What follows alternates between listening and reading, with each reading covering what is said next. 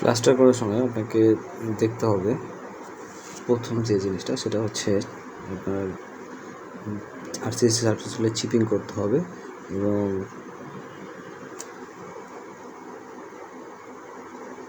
যদি brick surface হয় তাহলে সেইগুলো যে ময়লা থাকে সেগুলো পানি দিয়ে ভালো করে পরিষ্কার করে নিতে হবে।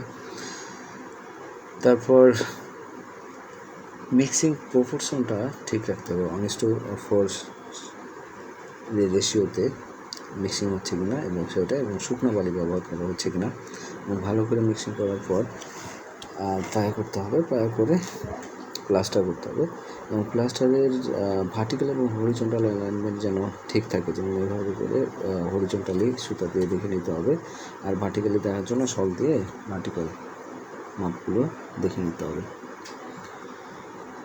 আর এই প্লাস্টারের সারফেসটা অবশ্যই এক লেভেলে থাকতে হবে। এটা লাইট দিয়ে ধরলে বোঝা যাবে যে সারফেসটা এক লেভেলে আছে কিনা।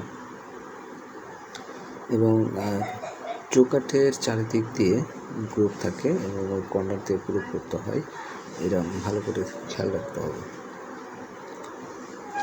এই যে কর্নারের যে ইয়েগুলো সেগুলো অবশ্যই মাটানো হতে হবে এবং এটা স্ট্রেট হতে হবে এবং 90 ডিগ্রি অ্যাঙ্গেলে হতে হবে। এগুলা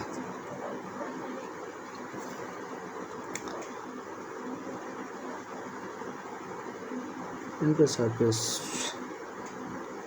ঠিক থাকলে সারফেসের গায়ে টেপ দিতে হবে এবং কমপক্ষে 14 দিন কিউরিং করতে হবে। কর্নারে এবার মাটাম দিয়ে দেখে নিতে হবে যে কর্নারটা মাটামে আছে কিনা নিচ থেকে পর্যন্ত।